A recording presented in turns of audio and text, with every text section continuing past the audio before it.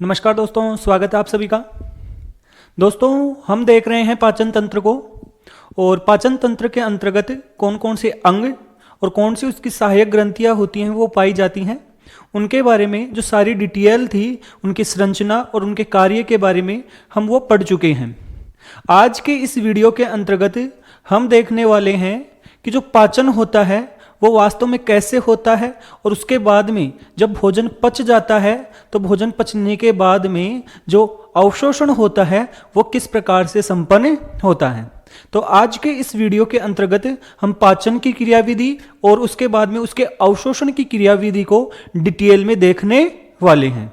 लेकिन वीडियो में आगे बढ़ने से पहले यदि आपने हमारे चैनल को सब्सक्राइब नहीं कर रखा है तो सबसे पहले हमारे चैनल को सब्सक्राइब करें, और इसके अलावा वीडियो को लाइक और शेयर भी जरूर करें। तो जब हम बात करते हैं पाचन और अवशोषण की, तो सबसे पहले हम ये बात करेंगे कि जो खाना हम खाते हैं या जो भोजन हम खाते हैं उसमें ऐसे कौन से पदार्थ होते हैं जिनका पाचन या अवशोषण होना है। अर्थात जो भोजन होता है उसमें कौन कौन से अवयव हैं जिनसे हमें ऊर्जा मिलती है। तो जो एक भोजन होता है, इस भोजन में मुख्य रूप से एक नंबर पे होता है वो होता है कार्बोहाइड्रेट। एक नंबर पे जो होता है वो होता है कार्बोहाइड्रेट। इसके अलावा भोजन का जो दूसरा मुख्य अवयव है वो होता है वसा। वो होता है वसा। भोजन का तीसरा अवयव जिसे हम बोलते हैं वो होता है प्रोटीन। क्या होता है? प्रोटीन। वसा है, इसे हम लिपिड बोलते हैं या फिर फैट बोलते हैं। प्रोटीन है। इसके अलावा अगर हम बात करें तो न्यूक्लिक अम्ल भी होता है भोजन में, और क्या होता है?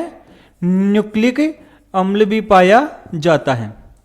इसके अलावा यदि हम बात करें तो विटामिन होते हैं, विटामिन। इसके अलावा खनिज लवण, खनिज लवण पाए जाते हैं, और लास्ट में हम लिख सकते हैं कि क्या पाया जाता है? जल पाया जाता है। तो इस प्रकार से हमारे जो भोजन होता है, एक संतुलित भोजन होता है, उसमें ये सारी चीजें पाई जाती हैं। और जब हम खाना खाते हैं तो ये सारी चीज ही हमारे अंदर जाती हैं। ये सारे पदार्थ होते हैं भोजन के द्वारा, यही हमारे शरीर के अंदर जाते हैं। अब इन पदार्थों में से जो ये तीन पदार्थ हैं, जो ये ऊपर वाले तीन मुख्य पदार्थ हैं, ये हमें क्या करते हैं? ऊर्जा प्रदान करने का कार्य करते हैं। ये हमें मुख्य रूप से क्या देते हैं? ऊर्जा देते हैं। और इसके अलावा ये जो न्यूक्लिक अम्ल हैं, ये न्यूक्लिक अम्ल होता है, जैसे हम भोजन खा रहे हैं तो वो भोजन या तो पादपों से प्राप्त हो रहा है या फिर वो भोजन है किसी जंतु से प्राप्त हो रहा है। जैसे पादपों से प्राप्त हो रहा है, जैसे हम आटा खा रहे हैं उसमें स्टार्च है, या कोई मांसाहारी व्यक्ति है तो वो जंतु से प्राप्त हो रहा है। कहने का मतलब यह हो गया है कि ये दोनों ही भोजन होते हैं, ये कोशिकाओं से बने होते हैं या उनके किसी हिस्से से बने होते हैं। और जो भी कोशिकाएं होती हैं उनमें न्यूक्लिक अम्ल भी पाया जाता है। न्यूक्लिक अम्ल का मतलब सबको पता है, क्या होता है? डीएनए या फिर आरएनए। तो कोशिकाओं में ये भी पाए जाते हैं। तो जब हम भोजन खाते हैं तो ये भी हमारे शरीर के अंदर जाते हैं। तो हम मुख्य रूप से इन चार चीजों का जो पाचन है वो देखने वाले हैं।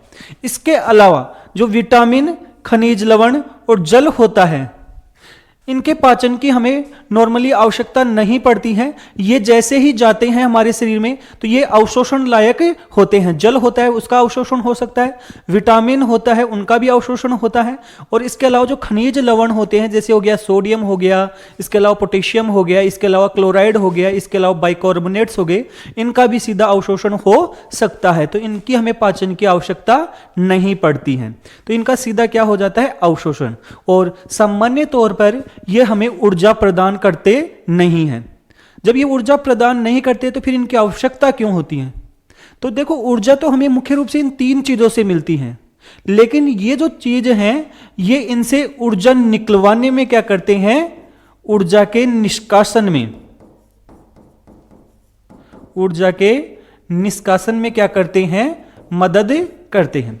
और इसी कारण मैंने आपको पहले भी बताया था कि जो ऊपर वाले तीन हैं, ऊपर वाले जो तीन अवयव हैं, कार्बोहाइड्रेट, वसा और प्रोटीन, इन्हें हम भोजन के प्राथमिक अवयव कहते हैं। और इसके अलावा ये जो तीन अवयव हैं, इन्हें हम क्या कहते हैं, द्वितीयक अवयव कहते हैं। तो अब तक आप ये समझ चुके हैं कि हमारे भोजन में क्या क्या पाया जाता है और इन चीजों का हमें पाचन देखना है।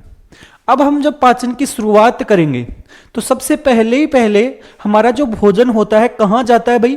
जब भोजन हम करते हैं तो सबसे पहले हम मुंह में भोजन लेते हैं, मुंह से भोजन को खाते हैं।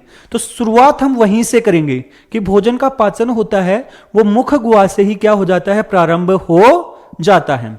तो हम भोजन का पाचन भी वहीं से शुरू करेंगे। तो सबसे पहले हम बात करें पाचन की क्रियाविधि। किसकी पढ़ रहे हैं हमें, पाचन की।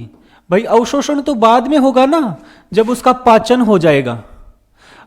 अब पाचन का मतलब क्या है, सबसे पहले हम ये देख लेते हैं कि पाचन क्या होता है। तो पाचन का मतलब क्या है, पाचन या जिसे हम बोलते हैं डाइजेशन, पाचन या जिसे हम बोलते हैं डाइजेशन, इसका मतलब क्या है कि जो हमारे सरल पदार्थ होते हैं,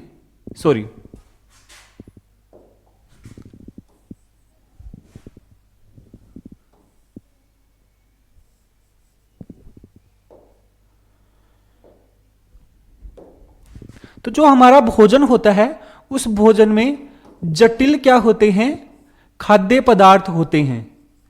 जटिल खाद्य पदार्थ जो होते हैं, अब जटिल खाद्य पदार्थ कौन से होते हैं अभी आपको बताए हैं, जैसे कार्बोहाइड्रेट है, जैसे वसा है, जैसे आपका प्रोटीन है, ये सारे के सारे पाए जाते हैं। तो जो ये जटिल खाद्य पदार्थ होते हैं इनको सरल खाद्य पदार्थों में, सरल खाद्य पदार्थों में ये जो तोड़ने की क्रिया होती है, अर्थात जटिल खाद्य पदार्थों को सरल खाद्य पदार्थों में बदलने की जो क्रिया होती है, इसी क्रिया को हम क्या कहते हैं, पाचन कहते हैं। तो ये कौन सी क्रिया के द्वारा होते हैं, पाचन की क्रिया के द्वारा होते हैं। अब ये जटिल खाद्य पदार्थ जैसे कार्बोहाइड्रेट है, क्या है, कार्बोहाइड्रेट। कार्बोहाइड्रेट हमारे भोजन में किस किस रूप में पाया जाता है। तो देखो सामान्य तौर पर जो हमारा कार्बोहाइड्रेट होता है हमारे भोजन में, जैसे हम रोटी खाते हैं गेहूं के आटे से बनी होती हैं, तो उसमें जो कार्बोहाइड्रेट होता है सामान्य तौर पर किस रूप में पाया जाता है, स्टार्च के रूप में पाया जाता है। किस रूप में पाया जाता है, स्टार्च। और जो ये स्टार्च होता है ये बहुत सारे ग्लूकोज के मिलने से क्या होता है, बना होता है। ऐसे बहुत सारे ग्लूकोज होते हैं, उनकी एक लंबी चेन पाई जाती है, बहुत लंबी होती है, इसको कारण इसको मैं ऐसे लिख रहा हूं। तो ये वास्तव में ये स्टार्च होता है। इसके बाद में यदि मैं देखूं तो और मेरा कार्बोहाइड्रेट किस रूप में पाया जाता है, तो कार्बोहाइड्रेट होता है वो हमारा सुक्रोज के रूप में भी पाया जाता है। किस रूप में पाया जाता है, सुक्रोज। देखो जो ये स्टार्च है ये वास्तव में क्या है, एक पॉलीसेकेराइड। जो कार्बोहाइड्रेट होता है उसका सबसे जटिल रूप होता है, सबसे बड़ा रूप होता है, वो होता है पॉलीसेकेराइड। सबसे बड़ा रूप होता है वो पॉलीसेकेराइड होता है। ये जो सुक्रोज है ये क्या है, डाइसेकेराइड है। क्या है भाई, डाइसेकेराइड है। डाइसेकेराइड का मतलब क्या हो गया है कि ये 2 यूनिट से मिलकर बना होता है। जैसे ये बहुत सारे ग्लूकोज से मिलकर बना है, कोई गिनती नहीं है, और जब गिनती नहीं है बहुत सारे हैं तब उसको बोल दिया पॉलीसेकेराइड। अब डाई का मतलब होता है 2 और सेकेराइड का मतलब जो आपके कार्बोहाइड्रेट की सबसे छोटी यूनिट है वो। तो इस कारण ये 2 आपके सेकेराइड से मिलकर बना है। और जो ये सुक्रोज होता है ये कहां पर पाया जाता है, हमारी किस में पाया जाता है, चीनी में। किस में पाया जाता है, चीनी, या जिसे हम बोल सकते हैं गन्ना। क्या बोल सकते हैं, गन्ना। इसी कारण इसे हम क्या बोलते हैं, टेबल शुगर कहते हैं। जो हमारे कार्बोहाइड्रेट होते हैं जो मीठे होते हैं सामान्य तौर पर स्वाद में, इस कारण उन्हें क्या कहते हैं, शुगर। इसके अलावा हमारा कार्बोहाइड्रेट होता है और किस रूप में पाया जाता है, कार्बोहाइड्रेट हमारा लेक्टोज के रूप में भी पाया जाता है। किस रूप में पाया जाता है? लेक्टोज। और ये लेक्टोज होता है, ये भी आपका क्या होता है? डाइसैकेराइड ही होता है। क्या होता है? डाइसैकेराइड ही होता है। और जो ये लेक्टोज होता है, जो ये लेक्टोज होता है, ये किस में पाया जाता है? दूध में पाया जाता है। किस में पाया जाता है? दूध में। इस कारण इसे क्या कहते हैं? मिल्क शुगर कहते हैं। क्या कहते हैं? Milk sugar. जो दूध में एक हल्का सा मिठास होता है, वो किसके कारण होता है? कौन सी शर्करा के कारण होता है? लेक्टोज। तो ये आपसे सीधे भी क्वेश्चन पूछे जा सकते हैं कि सुक्रोज होता है वो किस में पाया जाता है, या जो टेबल शुगर होती है उसमें कौन सा आपका डाइसैकेराइड पाया जाता है, तो वो भी आपको ध्यान रखना है। इसके अलावा एक कार्बोहाइड्रेट और है जिसको हम बोलेंगे सुक्रोज हो गया, लेक्टोज हो गया, इसके अलावा हो गया माल्टोज। क्या हो गया है? माल्टोज। और ये माल्टोज होता है, ये आपके अंकुरित बीजों में पाया जाता है। किस में पाया जाता है? अंकुरित बीजों में पाया जाता है। अब इसके बाद में हम ये भी देख लेते हैं कि ये सुक्रोज, लेक्टोज और माल्टोज होती हैं, कैसे कैसे बने होते हैं। देखो, जो ये सुक्रोज होता है ये बनता है हमारा एक तो ग्लूकोज से। किससे मिलकर बना होता है? एक तो ग्लूकोज से, और एक उसमें अणु होता है फ्रुक्टोज का। अर्थात यहां पर दो अणु थे, दो अणु में से एक अणु था किसका? ग्लूकोज का, और एक अणु था किसका? फ्रुक्टोज का। जो लेक्टोज है इसमें भी दो ही अणु हैं, लेकिन दो कौन से अणु हैं? ध्यान से सुनना। एक तो है ग्लूकोज और एक है ग्लेक्टोज। क्या है? ग्लेक्टोज। ग्लूकोज प्लस ग्लेक्टोज के मिलने से बनता है। याद रखना है, दूध में जो शर्करा पाई जाती है वो होती है लेक्टोज शर्करा, और वो किससे बनी होती है? ग्लूकोज प्लस ग्लेक्टोज से। तो जब ये टूटेंगे तभी यही बनेंगे, क्योंकि जिससे बने हैं वही तो टूटेंगे। इसके अलावा माल्टोज होता है, इसमें क्या होता है? पहला भी ग्लूकोज होता है और दूसरा भी ग्लूकोज होता है। पहला भी ग्लूकोज और दूसरा भी ग्लूकोज पाया जाता है। तो इस प्रकार से हमारा भोजन होगा, उसके अंतर्गत ही जो कार्बोहाइड्रेट होंगे वो इन रूपों में पाए जाएंगे। और सबसे सिंपल, सबसे छोटा जो कार्बोहाइड्रेट है वो आपका ग्लूकोज है। ग्लूकोज हो गया, और इसके अलावा क्या हो गया? फ्रुक्टोज हो गया। क्या हो गया भाई? फ्रुक्टोज। ये कार्बोहाइड्रेट के सबसे सिंपल रूप हैं। जब कोई भी कार्बोहाइड्रेट का पाचन होगा तो अंततः वो किसके अंतर्गत टूटेगा? ग्लूकोज में। अंततः वो किस में टूट जाएगा?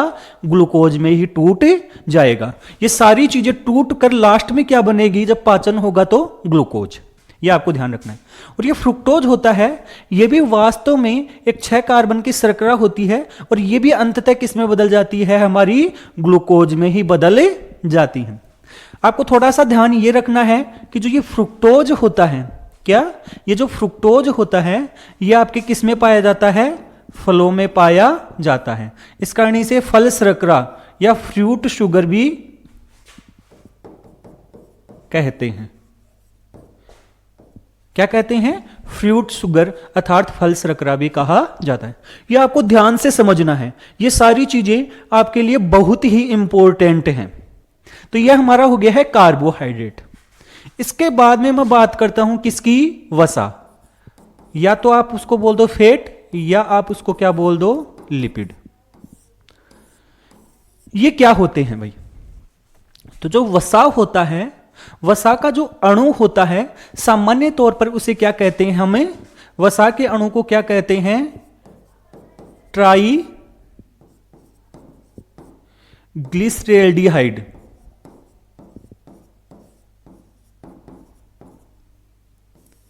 वसा के अणु को क्या कहा जाता है?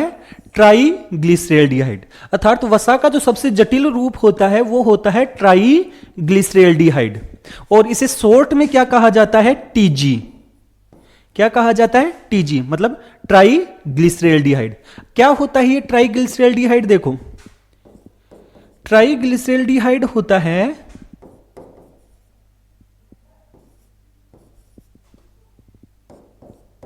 इसके अंतर्गत तीन आपके क्या पाए जाते हैं,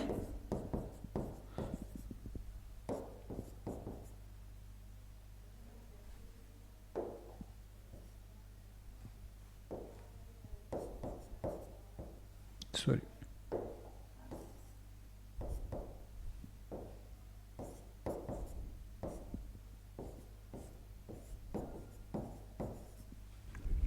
ये तो है तीन एल्डिहाइड या ग्लिसरेल्डिहाइड समूह पाए जाते हैं।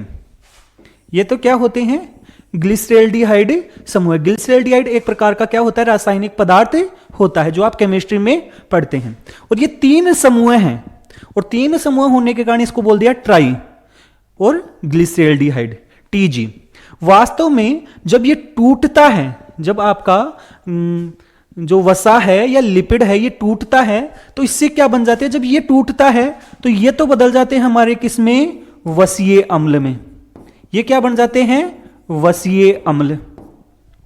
और ये वाला है, ये वाला हमारा कन्वर्ट हो जाता है किसमें, CH2OH, CHOH और CH2OH, इस अणु में कन्वर्ट हो जाता है। मतलब ये तीन तो क्या निकल जाते हैं, ग्लिसरेल्डिहाइड। तीन होते हैं वो क्या निकल जाते हैं, ग्लिसरेल्डिहाइड। और तीन ग्लिसरेल्डिहाइड निकल जाते हैं तो निकलकर किसका निर्माण करते हैं, वशीय अम्ल का। और बाकी ये आपका क्या बच जाता है, ग्लिसरॉल। तो ये आपको ध्यान रखना है। इसके अलावा एक होता है प्रोटीन, एक होता है क्या, प्रोटीन। प्रोटीन होता है, ये किससे मिलकर बना होता है, पेप्टाइड से। किससे मिलकर बना होता है, पेप्टाइड। जब प्रोटीन बनता है तो प्रोटीन के अंतर्गत बहुत सारे क्या पाए जाते हैं, पेप्टाइड पाए जाते हैं। कहने का मतलब यह हो गया कि ये पेप्टाइड है, या हम बोल सकते हैं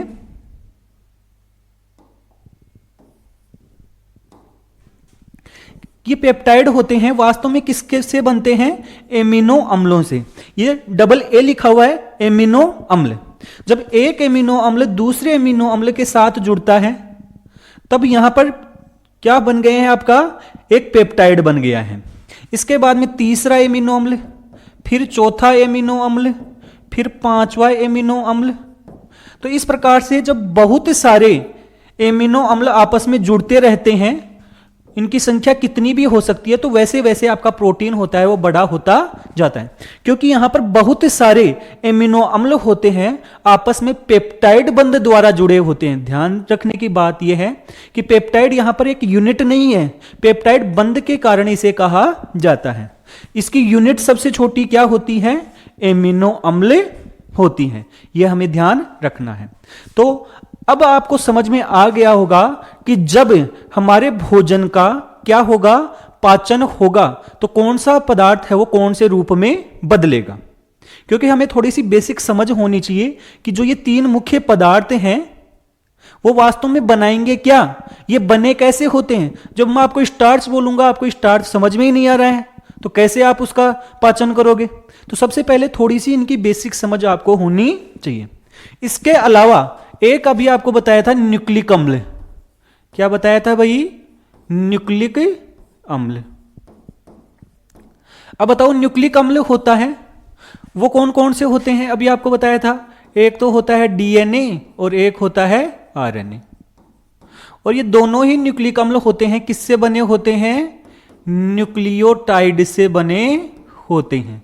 किससे बने होते हैं, न्यूक्लियोटाइड से। अब ये न्यूक्लियोटाइड क्या होते हैं, कैसे बनते हैं, कौन कौन सी तीन चीज पाई जाती हैं, वो हालांकि हमने डीएनए और आरएनए अर्थात न्यूक्लिक अम्ल वाला जो चैप्टर था उसमें पढ़ा दिया था। लेकिन थोड़ा सा फिर भी देख लो कि ये न्यूक्लियोटाइड होता है तीन चीजों से मिलकर बना होता है। एक तो पेंटोज शर्करा, एक नाइट्रोजनी क्षारक और एक फॉस्फेट समूह है।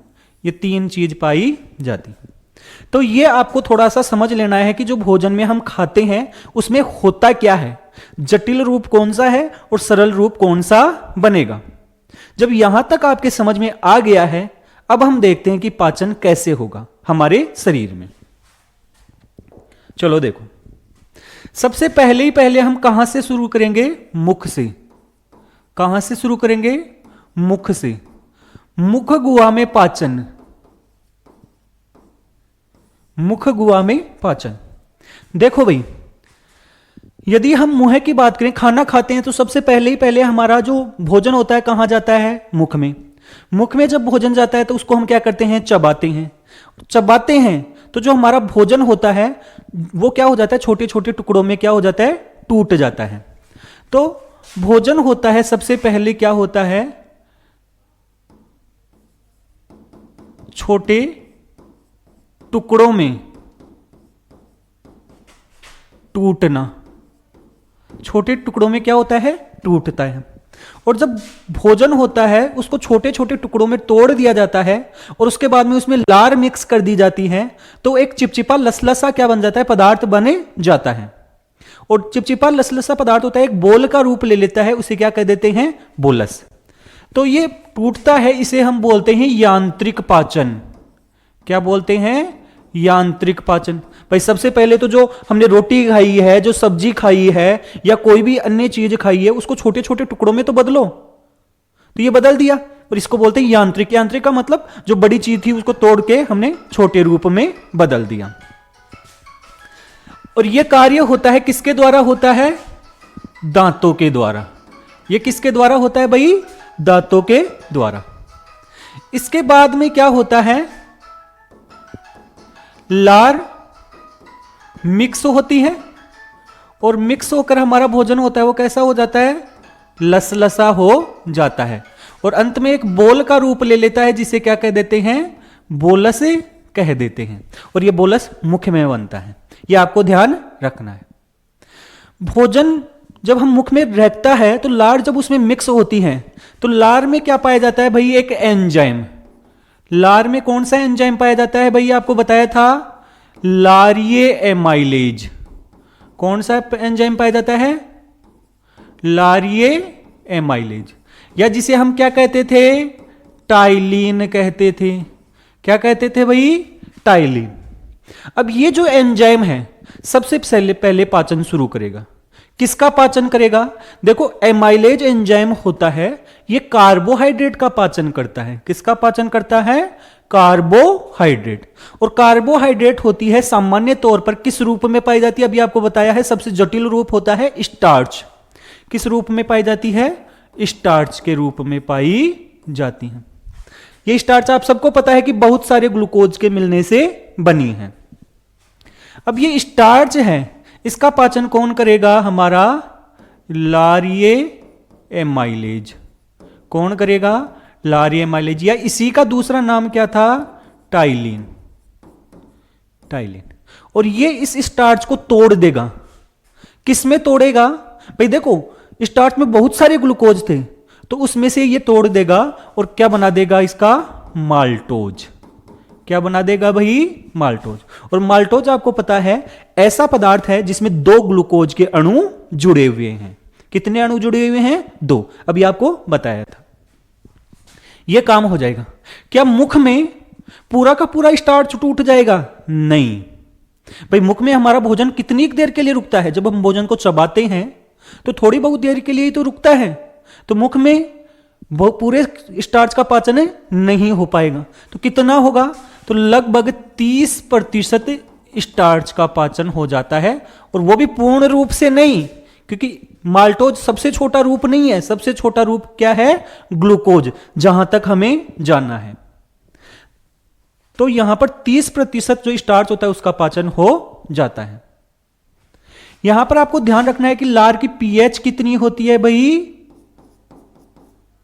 हालांकि आपको बताया था, लेकिन फिर भी ध्यान रखना कि ये जो लारिये एमाइलेज है या टाइलिन एंजाइम है, कितनी पीएच पर कार्य करता है? 6.8। मतलब लगभग हमारी क्या होगी? न्यूट्रल हो गई है। यह आपको ध्यान रखना है। इसके अलावा और क्या होता है भाई मुख के अंदर? हालांकि ये आपको बता दिया था, फिर भी यहां पर थोड़ा सा एक ध्यान रख लेना। लार के अंदर एक एंजाइम पाया जाता है जिसका नाम होता है लाइसोजाइम। क्या पाया जाता है? लाइसोजाइम। और ये एंजाइम होता है, ये क्या करता है? जीवाणुओं को नष्ट करता है। किसको नष्ट करता है? जीवाणुओं को नष्ट करता है। ठीक। तो मुख गुहा में केवल और केवल किसका पाचन शुरू होता है? कार्बोहाइड्रेट का। ना तो यहां पर वसा का पाचन होता है और ना ही यहां पर किसका पाचन होता है? प्रोटीन का पाचन होता है। तो मुख गुहा का काम कंप्लीट हो गया। मुख गुहा के बाद में हम भोजन को निगलते हैं, उस बोलस को निगलते हैं, और निगलने के बाद वो कहां जाता है? ग्रसनी से होता हुआ कहां जाता है? ग्रशिका अर्थात इसोफेगस में। ग्रसनी उसको निगलने का काम करती है, तो उसमें कोई पाचन नहीं हुआ। ग्रास नली है, उसमें क्या होता है? ये भोजन होता है, ये एक गति के द्वारा कहां पहुंच जाता है? आमाशय में। तो उसमें हालांकि मेरे को लिखना तो नहीं चाहिए, फिर भी मैं थोड़ा सा लिख देता हूं कि ग्रसिका होती है, उस ग्रसिका में कोई पाचन तो नहीं होता है, लेकिन जो बोलस होता है, जो बोलस होता है वो कहां पहुंच जाता है? आमाशय में। कहां पहुंच जाता है? आमाशय। वो गति का नाम क्या है भाई? कर्माकुंचन गति। बस इसीलिए लिख रहा हूं, हालांकि पाचन का कोई काम नहीं होता है किसमें? ग्रसिका में। ग्रसिका से आगे हम कहां पहुंचेंगे? आमाशय। यहां पर किस किस चीज का कैसे कैसे पाचन होगा? देखो भाई, बात किसकी करते हैं अब? आमाशय की। कहां पर पाचन देख रहे हैं हमें? आमाशय में। देखो भाई, आमाशय में कैसे पाचन होता है? आमाशय में भोजन जाता है, और जाने के बाद में आमाशय का वातावरण कैसा है? अम्लीय। क्यों भाई? आमाशय में कौन सा अम्ल स्रावित हो रहा है? HCl। कौन सी कोशिकाओं के द्वारा स्रावित होता है? ऑक्जेंटिक सेल के द्वारा। आपको बता दिया था, ऑक्जेंटिक सेल का दूसरा नाम क्या होता है? पेराइटल कोशिकाएं। तो वो HCl स्रावित होता है। इसके अलावा और क्या होता है? तो वहां पर दूसरी कोशिकाएं भी होती हैं। कौन सी? जिनका नाम है चीफ कोशिकाएं। कौन सी कोशिकाएं? चीफ, या जिन्हें हम क्या कहते हैं? चीफ कोशिकाएं भी बोलते हैं, या पेप्टिक कोशिकाएं भी कहते हैं, पेप्टिक सेल भी कहते हैं। और उनसे कुछ एंजाइम स्रावित होते हैं। क्या स्रावित होते हैं? एंजाइम। कौन सा एंजाइम? एक एंजाइम था आपका पेप्सिनोजन, एक एंजाइम होता है रेनिन, और एक एंजाइम होता है लाइपेज। तो कौन सा किसका पाचन करेगा? देखो भाई, सबसे पहले तो यहां पर क्या पाया जाता है भाई? पेप्सिनोजन। कौन सा एंजाइम पाया जाता है? पेप्सिनोजन। अब ये बताए हुए हैं आपको कौन सी कोशिकाओं से कैसे कैसे स्रावित होते हैं। ये आप जो आप आमाशय है उसकी जो एक वीडियो बना हुआ है आमाशय के ऊपर, उस क्लास में जाकर आप उसको देख सकते हैं। तो पेप्सिनोजन होता है, सबसे पहले तो ये पेप्सिन में बदलेगा। किस में बदलेगा? पेप्सिन में। इसको बदलेगा कौन भाई? इसको बदलेगा HCl। ये इसका निष्क्रिय रूप है पेप्सिनोजन, और ये क्या है? सक्रिय। अब इसके बाद में क्या करेगा? ये करेगा किसका पाचन? प्रोटीन का। किसका पाचन करता है? प्रोटीन का। कैसे करेगा अभी देखेंगे हम। इसके अलावा जो बच्चे होते हैं, कौन? बच्चे। उन बच्चों के अंदर क्या करता है? दूध में जो प्रोटीन पाई जाती है, दूध प्रोटीन, और दूध की प्रोटीन कौन सी होती है? जिसका नाम है केसिन। अभी देखो, आपको एक बताया था, दूध में शर्करा कौन सी होती है? दूध में जो कार्बोहाइड्रेट होता है वो कौन सा होता है? लैक्टोज। याद रखना, वो शर्करा है। ये क्या है? प्रोटीन है। ये आपको ध्यान रखना है। तो बच्चों में जो दूध प्रोटीन या केसिन होता है उसका पाचन कहां पे होता है? आमाशय में। याद रखना, बड़ों में नहीं होता है। बड़ों में दूध में जो केसिन प्रोटीन होती है उसका पाचन आंत में होता है, ना कि आमाशय में। तो बच्चों में कौन सा एंजाइम होता है? रेनिन, जो आपके केसिन को किस में बदल देता है? केसिन को किस में बदलता है? पेरा केसिन में। किस में बदलता है भाई? पेरा केसिन में। कौन सा एंजाइम? रेनिन। कौन सा एंजाइम? रेनिन। लेकिन याद रखना, ये केवल और केवल बच्चों में होता है, छोटे बच्चों के अंतर्गत होता है। और इसी कारण से छोटे बच्चे जो होते हैं वो जब दूध पीते हैं तो दूध पीने के बाद में कई बार क्या होता है कि उनके मुख से ऐसे फटा हुआ दूध होता है, वैसा आता है। तो वो क्यों आता है? क्योंकि वो आमाशय से वापस आ जाता है, जैसे उल्टी होती है उसी रूप में वो वापस आ जाता है। और इस पेरा केसिन को डाइपेप्टाइड में बदल देता है। पेरा केसिन को किस में बदलता है? डाइपेप्टाइड में। कौन? पेप्सिन। तो इस प्रकार से ये रेनिन और पेप्सिन है, ये दोनों ही किसका पाचन करते हैं? प्रोटीन का पाचन करते हैं। तो प्रोटीन का पाचन कहां से शुरू हुआ है? आमाशय से। इसके अलावा एक एंजाइम होता है लाइपेज, और वो लाइपेज होता है किसका पाचन करता है? वसा का। किसका पाचन करता है? वसा का। हालांकि बहुत ज्यादा नहीं होता है लेकिन फिर भी थोड़ा बहुत पाचन हो जाता है। और वसा किस में बदलती है भाई? Di glyceraldehyde. किस में बदल जाती है? डाई ग्लिसरेल्डिहाइड में बदल जाती है। और उसमें से एक ग्लिसरेल्डिहाइड या एक वसीय अम्ल का अणु होता है, वो क्या निकल जाता है? बाहर निकल जाता है। तो इस प्रकार से ये आमाशय में क्या हो गया है? पाचन। आमाशय में किस किस का पाचन हुआ? एक तो प्रोटीन का, और इसके अलावा किसका पाचन हुआ है? वसा का। यह आपको ध्यान रखना है। तो मुख में पाचन देख लिया और उसके बाद में आमाशय में पाचन देख लिया। आमाशय के बाद में आप बताओ भोजन कहां जाएगा? छोटी आंत में। और छोटी आंत का जो पहला हिस्सा होता है उसका नाम होता है डेड्यूनम अर्थात ग्रहणी। तो ग्रहणी में बाकी पाचन होगा। कहां पर होगा भाई? ग्रहणी में। तो उसको मैं लिख देता हूं भाई छोटी आंत में पाचन। छोटी आंत में पाचन कैसे कैसे होगा देखो भाई। और छोटी आंत के भी मुख्य रूप से किस में होता है? ग्रहणी भाग में मुख्य रूप से।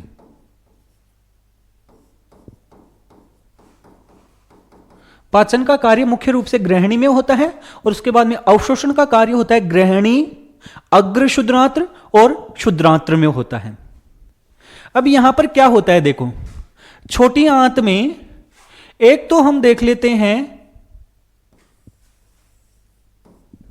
देखो छोटी आंत में दो तरीके के एंजाइम आ रहे हैं। छोटी आंत में कुछ एंजाइम तो आ रहे हैं हमारे कहां से? अग्नाशय से, जो अग्नाशय रस में आते हैं। और कुछ एंजाइम हैं वो छोटी आंत के खुद के हैं। किसके हैं? छोटी आंत के खुद के। तो हमें दोनों से अलग अलग प्रकार से किस प्रकार से पाचन होता है वो देखना है। तो यहां पर यदि हम देखें छोटी आंत में, तो सबसे पहले हम किसके देख रहे हैं? अग्नाशयी एंजाइमों से पाचन। कौन से एंजाइमों से? अग्नाशयी एंजाइम। और दूसरे हम देखेंगे आंत्रीय एंजाइम।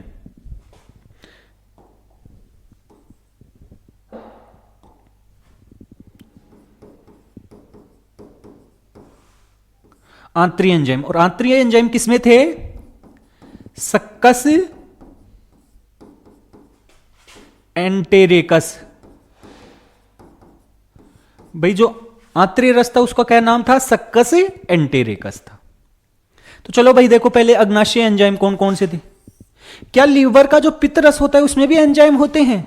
तो नहीं, लीवर के पित्त रस में कोई एंजाइम नहीं पाया जाता है। उसमें केवल और केवल क्या पाया जाता है? आपके पित्त जो होते हैं, पित्त लवण होते हैं या जिन्हें बाइल साल्ट कहते हैं, वो पाए जाते हैं। तो सबसे पहले देखो अग्नाशय में एंजाइम कौन कौन से हैं। हालांकि अग्नाशय के जो ज्यादातर एंजाइम होते हैं वो आपके निष्क्रिय अवस्था में क्या होते हैं? स्रावित होते हैं, लेकिन उनको सक्रिय रूप में बदल दिया जाता है। वो आपको बता दिया था उसी समय कि कौन सा एंजाइम किस प्रकार से सक्रिय रूप में बदलता है। यहां पर हम केवल पाचन से संबंधित चीज देखने वाले हैं। तो सबसे पहले हम बात करें तो यहां पर एक एंजाइम होता है जिसका नाम होता है ट्रिप्सिनोजन। एक निष्क्रिय एंजाइम होता है ट्रिप्सिनोजन, और इस ट्रिप्सिनोजन को ट्रिप्सिन में बदल दिया जाता है। कौन से एंजाइम के द्वारा? एंटेरोकाइनेज। और ये ट्रिप्सिन होता है बाद में बाकी सारे के सारे जो निष्क्रिय एंजाइम होते हैं उनको किस रूप में बदल देता है? सक्रिय रूप में बदल देता है। ठीक है, तो ये आपको ध्यान रखना है। तो एक तो हो गया ट्रिप्सिन। कौन सा? ट्रिप्सिन। एक हो गया है आपका कौन सा एंजाइम? काइमोट्रिप्सिन। कौन सा एंजाइम? काइमोट्रिप्सिन। और एक एंजाइम हो गया है, वो हो गया है आपका कार्बोक्सी पेप्टाइडेज। ये तीन एंजाइम हैं, ये आपके किसका पाचन करेंगे? प्रोटीन का पाचन करेंगे। किसका पाचन करेंगे? प्रोटीन का। इस कारण से इन तीनों को हम कौन से एंजाइम कहते हैं? प्रोटीएज एंजाइम कहते हैं। क्या कहते हैं भाई? प्रोटीएज एंजाइम कहते हैं। अब ये देखो ये सक्रिय रूप कैसे बने हैं, ये सब कुछ मैंने जब आपको अग्नाशय अर्थात पित्ताशय और अग्नाशय वाला जो वीडियो है, आपको 2 वीडियो पीछे मिल जाएगा और वहां पर आप जाकर देख सकते हैं कि कैसे ये सक्रिय रूप में बदले हैं। ये तीनों के तीनों किसका पाचन करेंगे? प्रोटीन का, अर्थात पेप्टाइड। प्रोटीन होता है सामान्य तौर पर पॉलीपेप्टाइड के रूप में पाया जाता है, या फिर कुछ उसमें से डाईपेप्टाइड भी बन गए थे। क्या बन गए थे भाई? डाईपेप्टाइड। तो ये मुख्य रूप से आपका पॉलीपेप्टाइड का ही क्या करता है? पाचन करता है। किसका पाचन करता है? पॉलीपेप्टाइड का। और इन पॉलीपेप्टाइड को किस में बदल देता है? ध्यान से सुनना, डाईपेप्टाइड में बदल देता है। किस में बदल देते हैं? डाईपेप्टाइड में। यह आपको ध्यान रखना, ये तीनों ही एंजाइम आपके किसका पाचन करते हैं? प्रोटीन का पाचन करते हैं। इसके बाद में अग्नाशय रस में एक एंजाइम था जिसका नाम था एमाइलेज। क्या नाम था? एमाइलेज। दोस्तों अभी हमने देखा था कि लगभग 30% जो स्टार्च होता है वो आपका मुख के अंदर किस में बदल जाता था? माल्टोज में। लेकिन जो 70% बच रहा है वो आपका कहां पर आकर बदलेगा? छोटी आंत में। कौन से एंजाइम के द्वारा? एमाइलेज। लेकिन ये एमाइलेज है वो आपका लार वाला एमाइलेज नहीं है, ये आपका अग्नाशयी एमाइलेज है। कौन सा एमाइलेज है? अग्नाशयी एमाइलेज। और ये आपका स्टार्च को, कौन सा स्टार्च भाई? 70%, उसको किस में बदल देगा? माल्टोज में। किस में बदल देगा भाई? माल्टोज में बदल देगा। तो प्रोटीन का देख लिया, कार्बोहाइड्रेट का देख लिया, इसके बाद में देखो भाई कौन सा? वसा।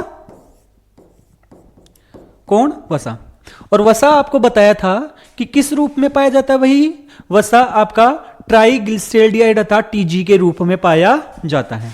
तो जो टीजी होता है उसको आपका डाइग्लिसराइड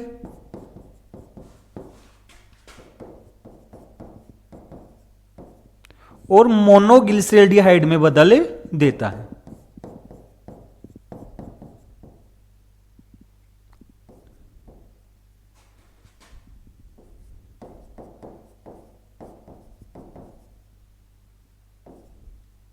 मोनोग्लिसराइड में बदल देता है। लेकिन यहां पर मुख्य रूप से अभी यहां पर वसा को बदलने वाला कोई एंजाइम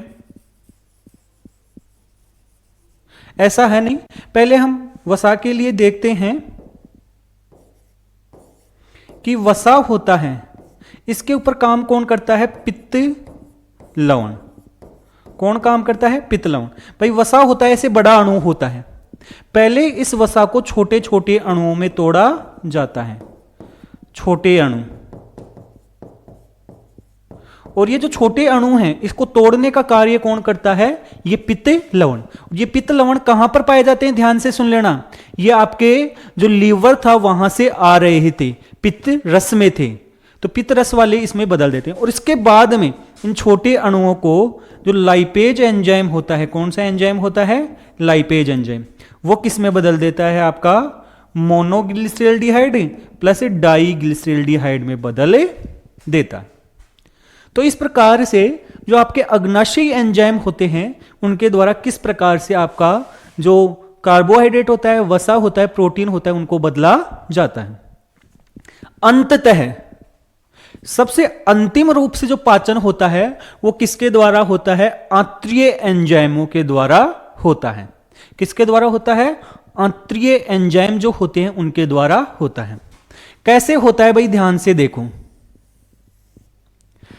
सबसे पहले हम बात करते हैं किसकी? कार्बोहाइड्रेट के लिए। किस लिए? कार्बोहाइड्रेट।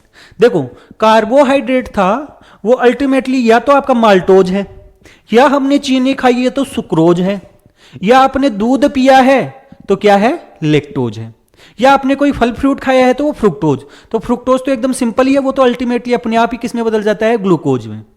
तो आपका जो कार्बोहाइड्रेट है अब अंतिम रूप से 3 चीजों में बदल चुका है। किस किस में? या तो आपने चीनी खाई तो क्या है भाई, सुक्रोज। तो सुक्रोज को किस में बदल दिया जाएगा, आपका सुक्रोज किस किस से मिलकर बना था, ग्लूकोज प्लस फ्रुक्टोज से। और ये काम कौन सा एंजाइम करेगा, सुक्रेज एंजाइम। कहां पर पाया जाता है, आपका सक्कस एंटेरिकस में पाया जाता है, आंतरीय रस में पाया जाता है। दूसरा भाई देखो भाई, सारा का सारा जो स्टार्च था वो किस में बदल गया है, माल्टोज में। अब इस माल्टोज को कौन सा एंजाइम, माल्टेज एंजाइम, कौन सा, माल्टेज एंजाइम किस में बदल देगा भाई, ग्लूकोज और ग्लूकोज में, अंततः ग्लूकोज बन गया। तीसरा जो है वो है आपका लेक्टोज, जो दूध में था। अगर आपने दूध पिया है तो उसमें कौन सी कार्बोहाइड्रेट था, लेक्टोज। और यहां पर एंजाइम आ जाएगा आपका लेक्टेज। देखो कुछ नहीं करना है, जैसा है उसके अंत में एज लगा देना है। और अभी आपको बताया था लेक्टोज किस चीज से बना है, ग्लूकोज प्लस ग्लेक्टोज। किससे बना है, ग्लूकोज प्लस ग्लेक्टोज। ये आपको ध्यान रखना है भाई, ये तो दोनों ग्लूकोज प्लस ग्लूकोज ही थे, यहां पर ग्लूकोज प्लस ग्लेक्टोज है। तो इस प्रकार से अल्टीमेटली कार्बोहाइड्रेट का पाचन हो गया है एकदम सिंपल रूप में, ग्लूकोज में। अब आप बोलोगे सर यहां पे तो फ्रुक्टोज भी है, यहां पर तो ग्लेक्टोज भी है। तो फ्रुक्टोज और ग्लेक्टोज होते हैं, ये भी दोनों मोनोसेकेराइड हैं, और अंततः वो किस में बदल जाते हैं, ग्लूकोज में बदले जाते हैं। तो हमारा कार्बोहाइड्रेट लास्ट में किस में बदल गया है, ग्लूकोज में। इसके बाद में बात करें किसकी, वसा, या जिसे हम बोल रहे हैं लिपिड। ये अंततः आपके कौन से एंजाइम के द्वारा, लाइपेज एंजाइम के द्वारा किस में बदल दिए जाते हैं भाई। अभी आपको बताया था ग्लिसरॉल प्लस वसीय अम्ल। भाई जो टीजी बना है वो आपका अंततः टूटकर क्या बनाएगा, ग्लिसरॉल बनाएगा और वसीय अम्ल, तो बन जाएगा आपका वसीय अम्ल। वसीय अम्ल को हम हिंदी में बोलते हैं फैटी एसिड। क्या बोलते हैं, फैटी एसिड। तो इसका शॉर्ट फॉर्म हो गया है फैटी एसिड, प्लस आपका बन गया है ग्लिसरॉल। और ये ग्लिसरॉल होता है, इसी को हम क्या कहते हैं, ग्लिसरीन भी कहते हैं। तो ये वसा का काम हो गया। इसके बाद में हम बात करें तो जो प्रोटीन था अल्टीमेटली हमारा किस रूप में आ चुका है, डाइपेप्टाइड। कुछ तो आपका कहां आ चुका था, स्टोमक में, और कुछ आपका कहां आ चुका है, आपके छोटी आंत में। कौन से एंजाइमों के द्वारा, ये तीन जो प्रोटीएज एंजाइम थे। तो आपका डाइपेप्टाइड है,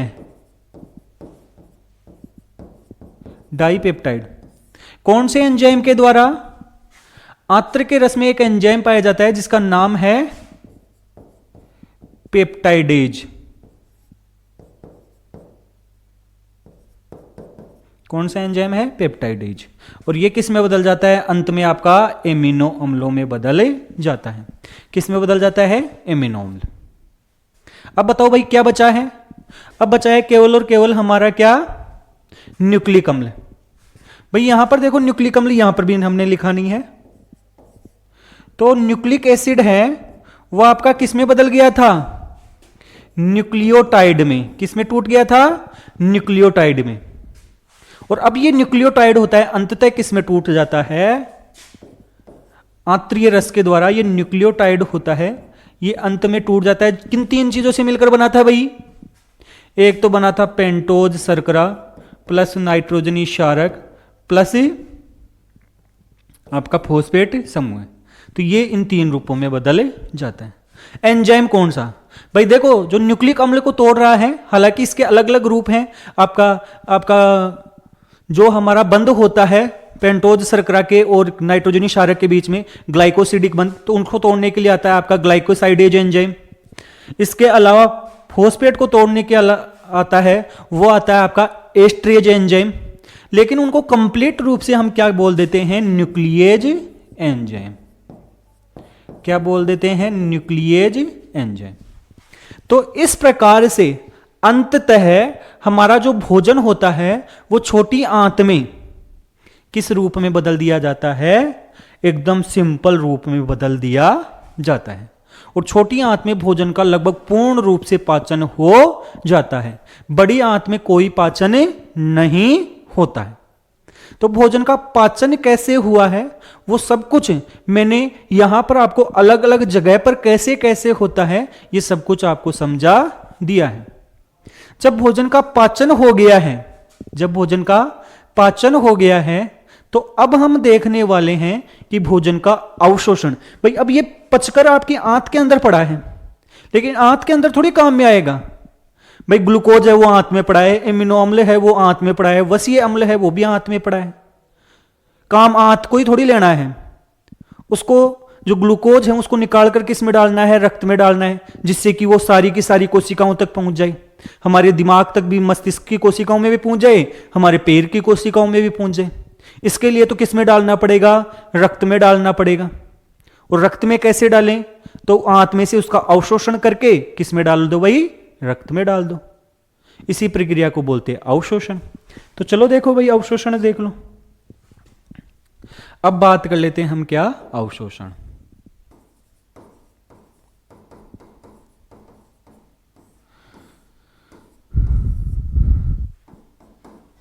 अवशोषण का मतलब क्या है भाई?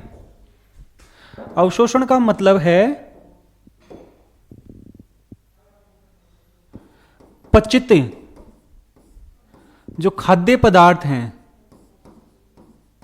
पचित खाद्य पदार्थ कौन कौन से भाई? देखो कार्बोहाइड्रेट था तो अंत में किस में बदल गया, ग्लूकोज में। किस में, ग्लूकोज। प्रोटीन था तो एमिनो अम्ल, वसा थी तो वसीय अम्ल, वसीय अम्ल प्लस ग्लिसरोल, ठीक है, इन रूपों में बदल गया है। कोई खनिज लवण था तो जैसे सोडियम था तो वो इस रूप में आ गया, क्लोराइड था तो वो इस रूप में आ गया, बाइकार्बोनेट था तो वो इस रूप में है, ठीक है कि नहीं है? तो ये सब रूपों में क्या हो गया है, आ गए हैं। अब इनका क्या करना है, रक्त में डालना। इन सबको आंत्र से क्या करना है, आंत्र से किस में पहुंचाना है, हमें रक्त में। और इसी प्रक्रिया को हम क्या बोलते हैं, अवशोषण।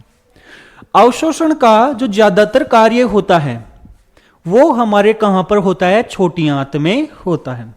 कहां होता है भाई अवशोषण? मुख्य रूप से, मुख्य रूप से जो छोटी आंत होती है उस छोटी आंत में क्या होता है, अवशोषण होता है। छोटी आंत में क्या होता है, अवशोषण होता है। अब देखो छोटी आंत में जो अवशोषण होता है, अब अवशोषण कैसे होगा ये थोड़ा सा देख लो, ज्यादा डिटेल में नहीं जाएंगे, थोड़ा सा देख लो भाई। हमने देखा था कि जो छोटी आंत होती है उसकी जो सबसे आंतरिक परत होती है उसके ऊपर ऐसे आपकी क्या पाई जाती हैं, पहले तो सर्कुलर फोल्ड होते हैं और सर्कुलर फोल्ड के ऊपर की तरफ क्या जुड़े होते हैं, विलाई जुड़े होते हैं। जैसे ये विलाई हैं, क्या है, विलाई। और विलाई के ऊपर क्या पाए जाते हैं भाई, आपको कल ही बताया था, विलाई के ऊपर ऐसे आपके माइक्रो विलाई पाए जाते हैं।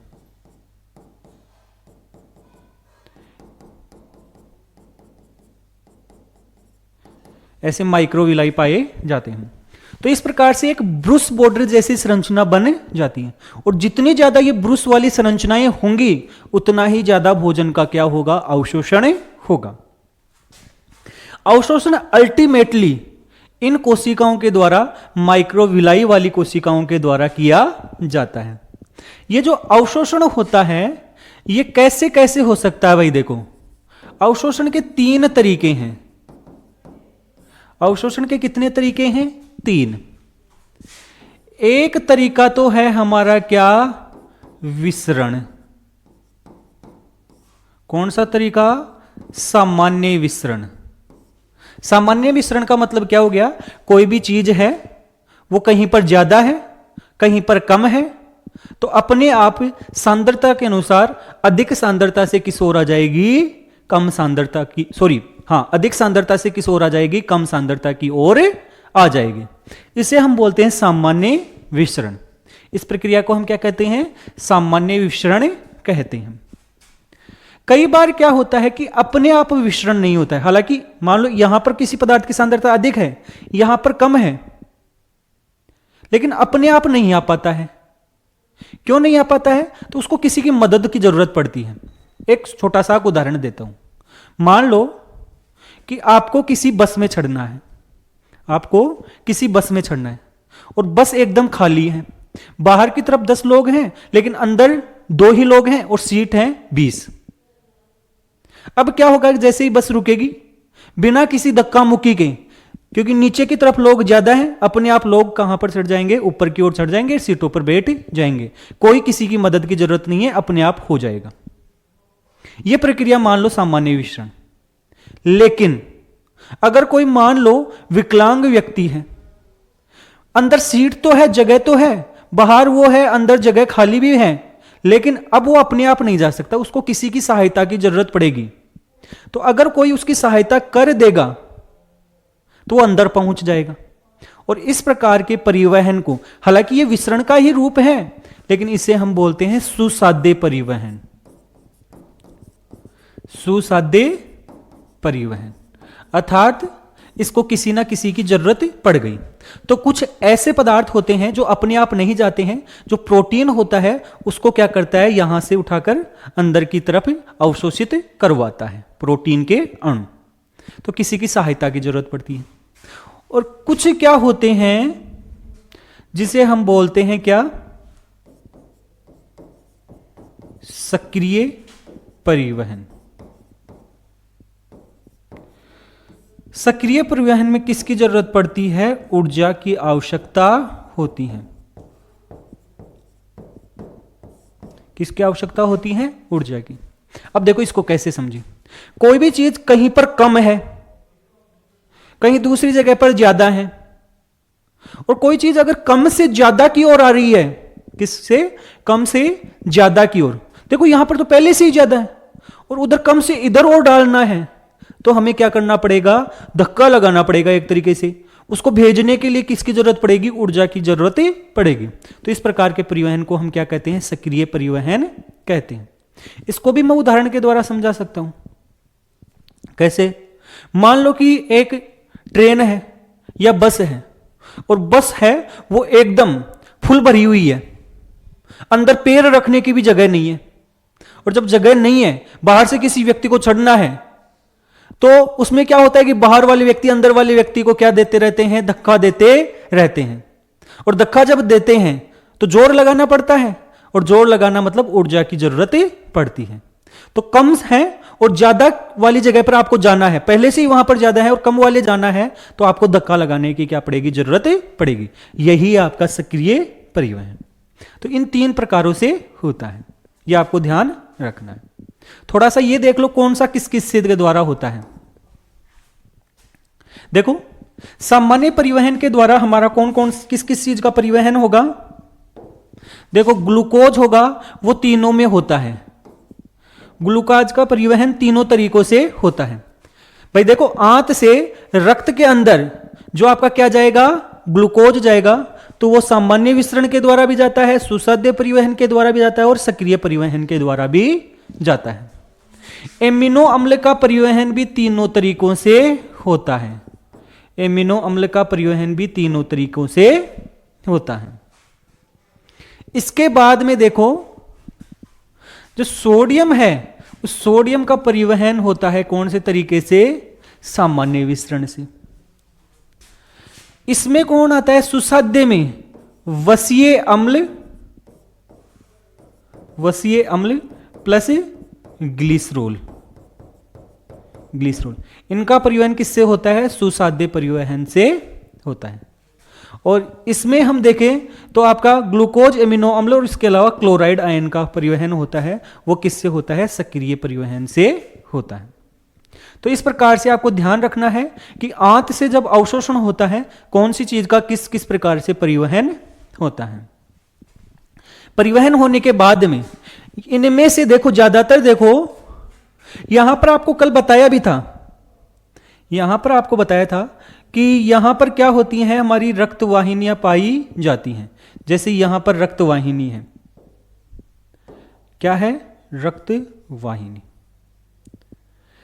तो ये रक्त को लेकर आ रही है लाल वाली, और ये नीली वाली वापस लेकर जा रही है। लेकिन इसके साथ साथ में यहां पर एक बीच में आपकी लसिका वाहिनी भी पाई जाती है। तो यहां से जो ग्लूकोज है, क्या है, ग्लूकोज, इस ग्लूकोज को किस में डाला जाता है, रक्त में। एमिनो अम्ल को भी किस में डाला जाता है, रक्त में।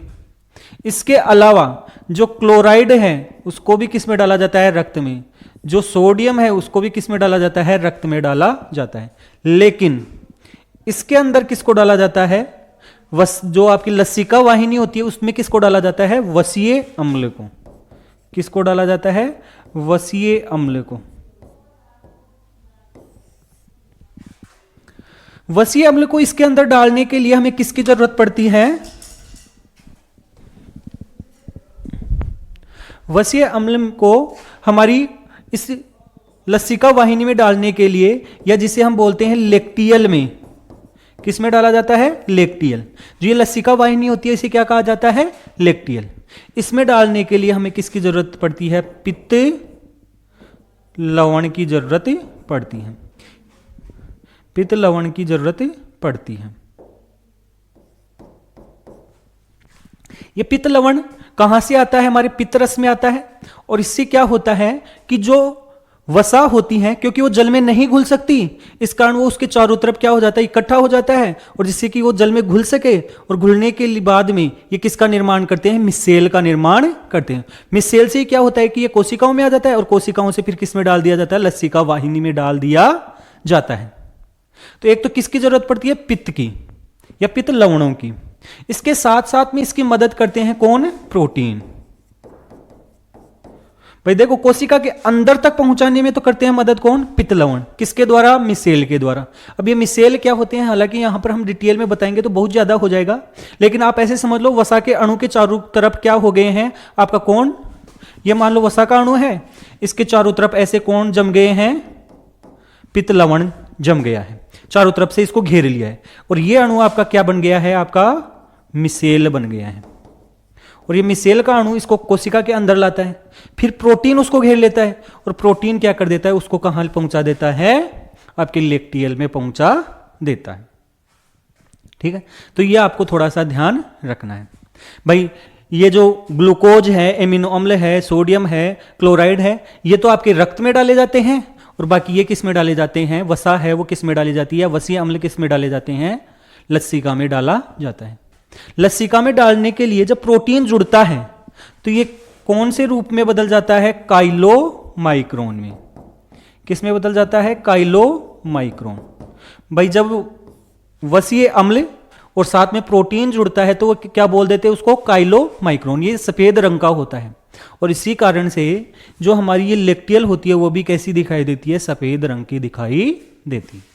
तो इस प्रकार से क्या हो जाता है, अवशोषण हो जाता है। अवशोषण के द्वारा इन पचित पदार्थों को या तो रक्त में डाला जाता है या फिर लसिका में, और लसिका होती है अल्टीमेटली जाकर रक्त में ही मिल जाता है। और इस प्रकार से ये हमारे पूरे शरीर तक पहुंचे जाते हैं। तो हमने पाचन और अवशोषण को क्या करवा दिया है, कंप्लीट करवा दिया है। दोस्तों आप सभी को ये वीडियो कैसा लगा है, अगर अच्छा लगा है तो वीडियो को लाइक और शेयर जरूर कीजिए, और हमारे चैनल को सब्सक्राइब जरूर करें। धन्यवाद।